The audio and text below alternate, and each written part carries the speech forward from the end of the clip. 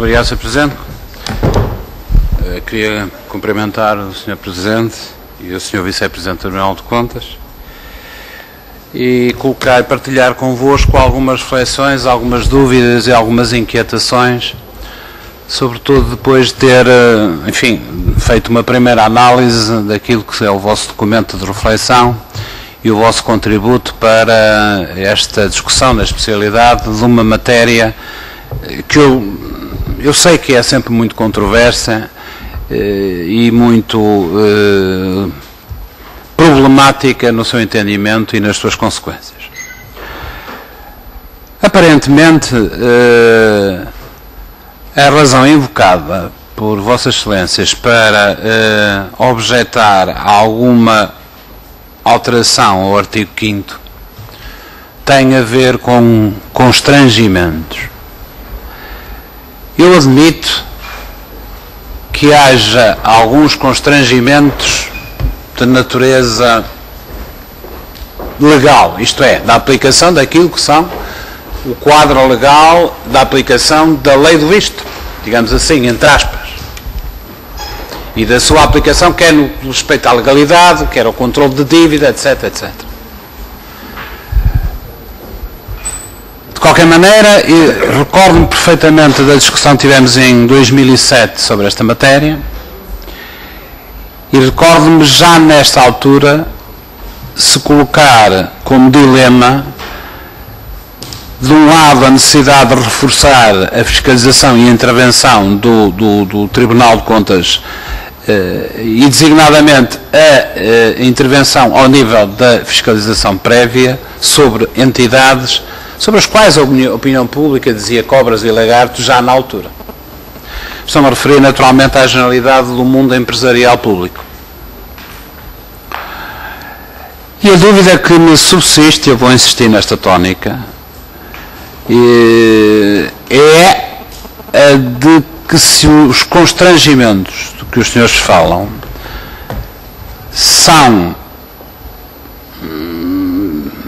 apenas do ponto de vista exclusivamente legal, de enquadramento legal, de aplicação legal, ou da verificação de uma situação que poderia ser incompatível com aquilo que são neste momento os recursos técnicos, humanos, de diversos tipos existentes no Tribunal. Eu admito que haja constrangimentos de ordem legal, mas julgo que o reforço da intervenção do Tribunal no sentido do alargamento da incidência, do âmbito da sua incidência, tem que ser um objetivo que nos preocupa sempre e um objetivo que nos deve fazer convergir até ao limite daquilo que seja humanamente possível. E o humanamente possível pode ser aquilo que é impraticável, dispensável, ou aquilo que é superável com maiores meios e melhores recursos.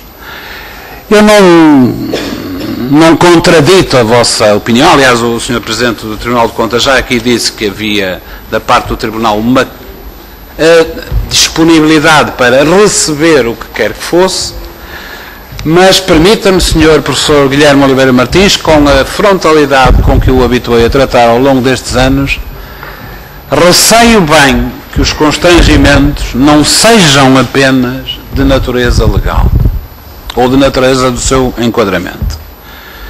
Percebo que, na dúvida, os senhores optem por aquilo que é a redação original, porque isso permite ainda uma situação relativamente confortável, que é permitir aquilo que é uma fiscalização, suponho que é assim, concomitante sobre um conjunto do universo de empresas da esfera pública.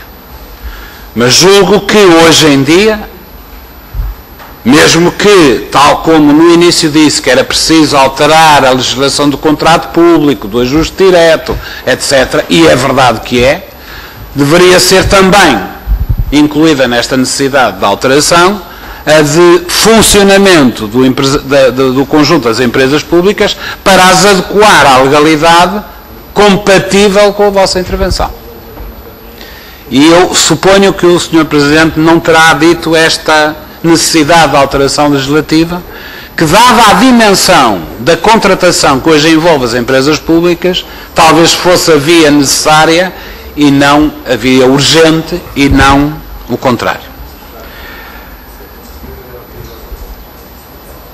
Eu, permita-me, Sr. Presidente, abordar algumas alterações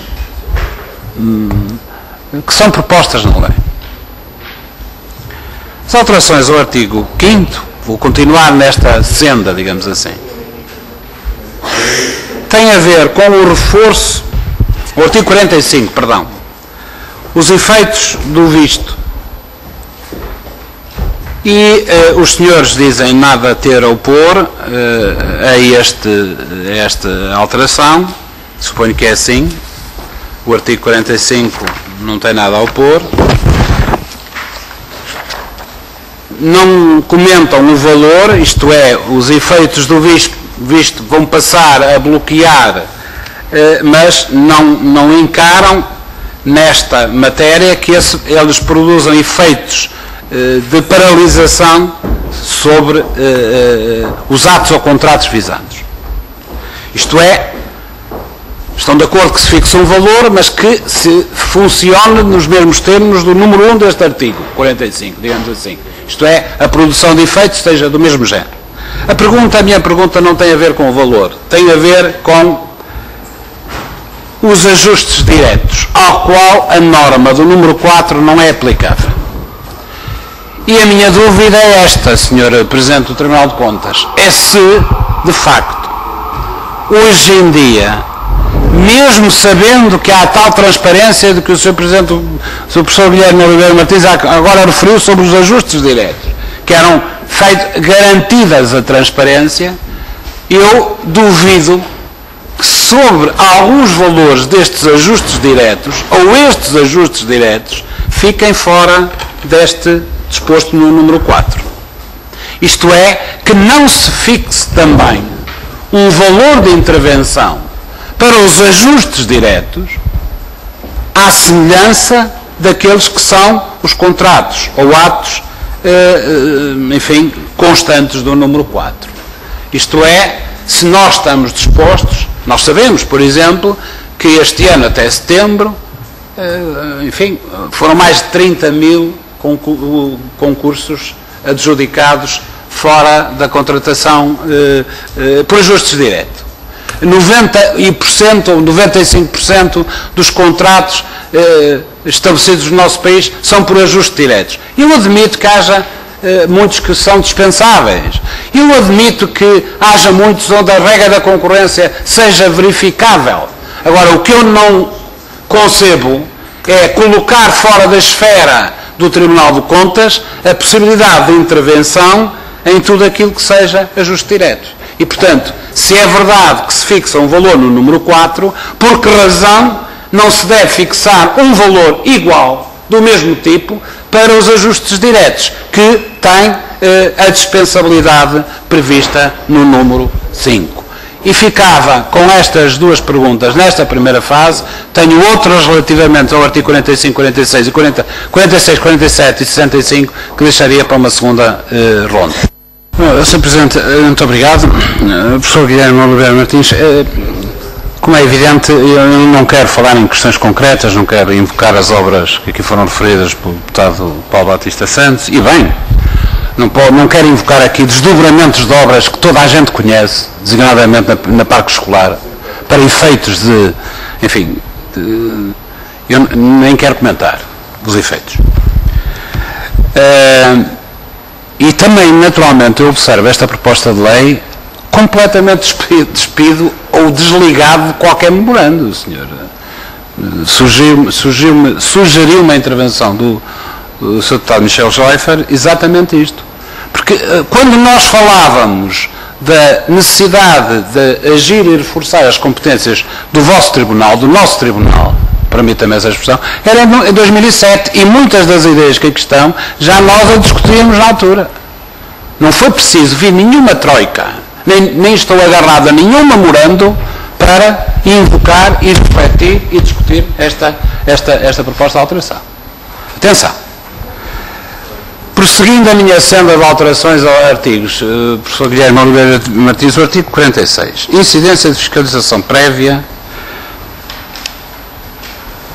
passa a ser, segundo a proposta de lei, objeto desta fiscalização prévia, os adicionais. Eu percebo, porque me recordo bem da discussão que tivemos em 2007, que isto pode ser de facto injusto e tornado inoperacional junto do Tribunal de Contas. E, portanto, admito que os adicionais, a ação privilegiada da intervenção sobre os adicionais seja numa fiscalização concomitante. Muito bem. No entanto, perguntava, porque me causa algumas dúvidas a formulação que aqui está, por que razão é que temos nesta proposta de lei diferença entre contratos visados e contratos não visados? Se há justificação para isso. Primeira questão. Segundo, se devemos remeter todos os adicionais para uma fiscalização concomitante e não é possível encontrar uma solução intermédia. Os senhores dizem que a solução do limite não deve ser usada e dão justificadamente números. E eu pergunto se nós não devemos tornear isso, obrigando a que haja fiscalização prévia para adicionais acima de um determinado valor percentual ou de um determinado valor quantitativo, e portanto abarcávamos duas situações, e depois naturalmente todos os outros remetê-los para uma situação de fiscalização concomitante. Se encontrássemos aqui valores adequados, racionais, que nem entupissem, digamos assim, o Tribunal de Contas, nem o tornassem despiciando, eu julgo que não estaríamos num mau caminho se, fixando aqui alguns valores razoáveis, simultaneamente de percentual e de valor quantitativo, podermos fixar aqui uma nova baliza. Artigo 47, isenções. Eu admito que a redação inicial seja mais favorável, porque me parece haver aqui alguma mistura, mas pergunto-me a mim, se os senhores, como é que os senhores encarariam a hipótese, mesmo na redação originária da alínea A do número 1, não deveria ser fixado um valor. Em vez de isentar tudo, não devia ser isentar abaixo de um determinado valor. Portanto, gostava de perceber como é que os senhores encaram esta hipótese. E já agora ao artigo 65, que não se vos colocou nenhuma objeção de maior, eu perguntava pelo menos se a proposta que aqui é feita de criação, não sei se é de criação, se é ditamente à linha L, confesso-lhe que esta linha, não sei se é originária, se é nova, é acrescentar. Já sei, é acrescentar a contratação pública. Muito bem. Bom, mas eu pergunto se não vale a pena editarmos mais qualquer coisa. Além da admissão do pessoal, incluímos também os nomeados e colocados. Isto é, que não cabem nem na contratação no novo regime da contratação do funcionalismo público, contratação individual, nem na admissão, que é a admissão de outro tipo de contratação antiga, digamos assim, mas há aquilo que é o resultado do pessoal, da violação das normas legais respeitantes à nomeação e colocação de pessoal, designadamente, através agora das novas normas de contratação de dirigentes, etc., que são objeto de concursos públicos, etc., por aí fora. E, portanto,